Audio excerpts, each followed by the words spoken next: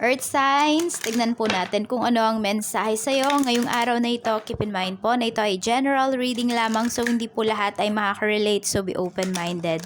Sa mga hindi pa po nakasubscribe dito sa ating channel, please subscribe na po kayo. And palike na din po ng ating video. At sa mga nais naman po mag-avail ng ating private readings, ng ating lucky stones, makikita nyo po yung link sa description box below. Tarot Intentions by Aliana Reyes. Tignan na po natin spirit guide. Ano po ang blessings na pwedeng ma-receive ni Earth Signs? Transformation. May mga pagbabago dito sa life ninyo. Pwedeng yung pagbabago na to, Earth Signs, hindi nyo nagugustuhan. Meron naman dito, kayo mismo yung nagbabago ng mga bagay-bagay sa buhay ninyo. Kasi hindi na din talaga kayo masaya dito naman sa nangyayari sa buhay ninyo. So, tignan natin. So, iba-iba man kayo ng definition, iba man kayo ng mga ginagawa para sa pagbabago na to. But yung pagbabago na to, Earth Signs, ay I'm sure makakabuti po yan sa inyo. So, tignan natin. So, meron dito nakakaramdam ng discomfort because dito sa transformation na nangyayari. Tignan natin, spirit guide. Meron akong nakikita dito. Kung meron na kayong anak na teenager na, ayan, so pwedeng first day ng ano nila ngayon, ng menstruational cycle. Or pwedeng kayo to. Baka nga kayo to. Earth signs, ayan. Sa mga babae lang yan, syempre. Or baka meron na dito mga nagbibinata, nagdadalaga. We have indigo and crystal children. So, nagbabago na nga. Ayan, may transformation. Pwedeng dati, close na close sa inyo yung mga anak ninyo. Ngayon, dahil nga nagbibinata, nagdadalaga na, parang may kanya-kanya ng buhay. So, ang sinasabi sa inyo dito ni Universe, hanggat bata pa yung mga anak ninyo, fire signs, talagang ibigay nyo na sa kanila lahat. Ayun, lambingin nyo ng lambingin. Sabi nga ni Archangel Metatron dito, you have a bond with children. In particular, you can help children who are sensitive. Ayan po. So, nakikita ko din dito yung iba sa inyo, malapit kayo talaga sa mga bata. So, pwede po na wala pa naman kayong mga anak kung hindi mga pamangkin yung mayroon kayo. So, very close kayo sa kanila. Yung iba sa inyo talaga, Earth Signs, nakakapagpatahan kayo ng mga bata. Yung tipong buhatin nyo lang, kahit minsan hindi nyo nga kilala yung mga bata. Or hindi naman kayo close dun sa bata na yun. Pero pag nabuhat ninyo, ganyan, tumatahimik siya. So, parang alam mo yung kayo, 'di ba sa mga mga hayop, merong kunwari whisperer, ganyan, 'di ba? Kunwari dog whisperer, ganyan. So kayo naman children whisperer, ganyan. Tingnan natin, baby whisperer. Tignan po natin, spirit guide. Ano po ang energy natin for earth signs? Taurus, Virgo, Capricorn, Sun, Moon, Rising, and Venus spirit guide. Ano po ang mensahe natin for earth signs? We have the Magician. So, you have the magic. You are very powerful. Ngayong araw na ito, earth signs, lahat magagawa mo. Yan. Superman, superwoman. Sabi sa inyo ni Universe. Ayan, no? Hawak nyo lahat ng sabihin natin ng advantage ninyo pagdating sa buhay, pagdating sa inyong life. So, wag nyo pong sayangan yung chance na ito para sa mga pagbabago na gusto ninyong mangyari sa buhay ninyo. Tignan natin, spirit guide, ano po ang mensahe natin pagdating po sa trabaho. Trabaho po ni earth signs. We have strength.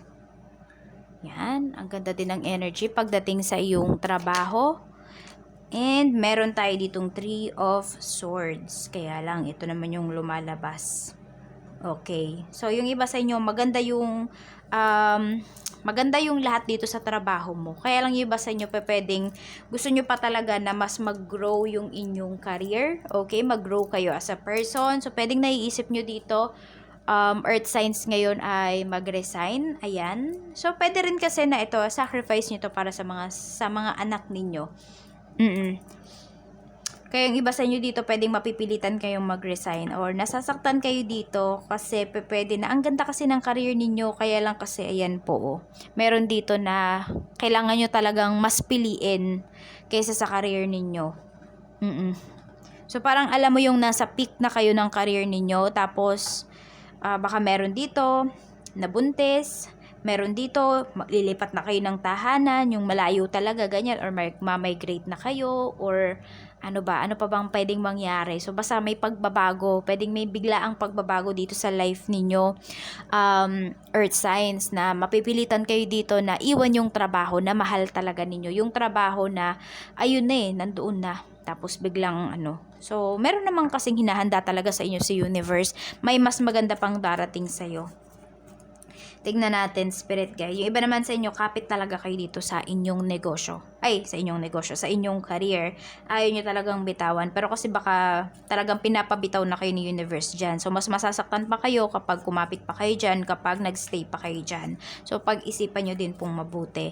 Tignan natin, pagdating naman po sa negosyo, meron tayo dito. Ayan, na-stress talaga yung iba sa inyo ngayon. I-stress kasi kayo sa pagbabago. Ayan. So, meron naman dito na lulungkot kayo pagdating sa sales ninyo. So, sabi ko nga sa inyo, hindi naman lagi sa negosyo, 'di ba? Laging Pasko dyan, laging may benta, hindi rin naman talaga. So, ayun, matuto lang talaga kayo dito na maging matyaga talaga sa negosyo ninyo. Tsaka ito, huwag kayo masyadong magpuyat. Huwag kayo masyadong mag-overthink. Talagang ganun, sa negosyo may araw na mabenta, may araw na hindi. Ang kailangan ninyong gawin dito, earth signs, is kontrolin po yung inyong emotions. Okay? And also, ayan, isip kayo. Baka nagpupuyat na lang din kayo. Isip kayo ng pwede ninyong gawin na strategy pagdating dito sa inyong business. Tignan natin, spirit guide. Ano pa po? Ang mensahe natin. So, yung iba naman kasi sa inyo, mag-ingat kayo dito pala kasi tignan mo, feeling stuck ka dito. So, pwedeng naglabas ka ng puhunan, hindi siya bumalik. Kasi, pwede na may magka-cancel dito. So, yun po yung ingatan ninyo. Payment first tayo dito. Kaya, 50% down payment. Kahit yung puhunan mo man lang ay ibalik ng taong to or dapat bayad niya. Para naman kung mag-cancel siya or ano man yung mga maging dahilan niya, maging aberya niya, hindi ka masyadong apektado. Alam mo na, okay. Okay lang, basta yung puhunan ko ay ito siya, nabayaran siya.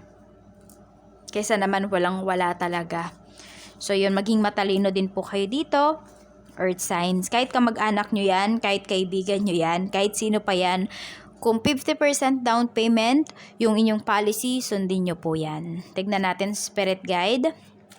Sa tandaan nyo lang, business is business. Walang family, walang friends. Tignan natin, pagdating po sa kaperahan. We have Queen of Pentacles. So, magiging maayos naman po yung pera ninyo dito. Actually, marami din naman talaga sa inyo. Earth signs, okay naman yung finances ninyo dito. Kailangan nyo lang talaga is maging practical pagdating sa pera. Minsan yan yung nakakalimutan niyo pag marami kayong pera. Sige lang kayo sa pagbili. Yan. Tapos pag wala na, tsaka nyo naiisip na, sana pala, inipon ko na lang yung pera ko. Sana pala. Pero what if na kayo? So, puro sana na lang. So, hindi na yung babalik. Kaya, pag-isipan ninyo, pag nagkakaroon kayo ng malaking pera, saan nyo ba yan talaga gagastusin? Tignan po natin, pagdating naman sa mga single. Para po sa mga single, spirit guide, kamusta po? Para sa mga single, we have the Hierophant. Yung madami ditong single na pwede na gusto nyo nang magkaroon ng asawa, gusto nyo nang magkaroon ng pamilya. Siguro dahil tumatanda na rin kayo, ayan, yung iba po sa inyo pwedeng yung iba dito, pwedeng lagpas na kayo sa kalendaryo. So, talagang yan na yung naiisip niyo na pag nagkaroon kayo ng relasyon, talaga kailangan, pang matagalan na talaga siya. So, parang ayaw nyong pumasok. Yung iba naman sa inyo hindi pa kayo, sabi natin, hindi pa kayo lagpas sa kalendaryo. Pero gusto niyo na pag nagkaroon kayo ng next relationship, ganyan, yun na talaga yun. Ayaw nyo ng paiba-iba talaga. Mapababae man po kayo or lalaki or any gender. Ayan. So, gusto nyo talaga is seryosohan. Yun yung nakikita ko for you. And meron dito, pwedeng hindi pa kayo nagkakaroon ng relasyon kasi po, conservative naman yung family ninyo. So, tignan natin, spirit guide. Pagdating naman po sa mga in a relationship, kamusta po? Pagdating sa mga in a relationship, ayan, masayang-masaya naman po kayo dito, kontento kayo.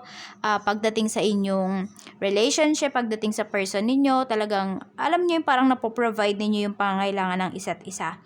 Yung time, yung love, affection, so happy kayo dito. Abundant ninyo sa ganyang aspect ng relationship ninyo ngayon. So, tignan natin, spirit guide. Masayang-masaya kayo dito. Yung iba dito pwedeng, it's either kayo yung spoiled sa person ninyo or yung person ninyo yung spoiled sa inyo. Pagdating naman po sa mga mag-asawa spirit guide, tignan po natin. We have 8 of Pentacles. So, napakasipag nyo naman dito, kayong mag-asawa. Yan, masipag. So, meron dito, baka meron dito gusto pang magdagdag ng baby. Meron din naman po dito na ang focus ninyo talaga ngayon is parehas kayong nagtatrabaho dito ng asawa mo para makover yung mga pangangailangan ng inyong mga anak.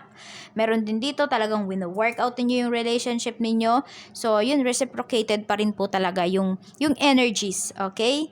So, ayan, maganda po yung energy pagdating dito sa tahanan ninyo, pagdating sa marriage ninyo. Kasi wino-workout talaga every details. I mean, kunwari may konti lang tampuhan, talagang inaayos nyo yan kaagad. You know, you make things, you make up for things, 'di ba? Talagang inaayos nyo siya. Hindi kayo natutulog ng magkagalit kayo or may tampuhan kayo ng asawa mo. So, maganda po yan. Talaga dapat pag-usapan. So, yan lang po yung mensahe sa inyo, Earth Signs. Okay lang yung pagbabago na to. Huwag kayong mag-alala. Makukuha nyo din yung templa nung pagbabago na ito. So, ingat kayo always. More blessings to come. Bye-bye!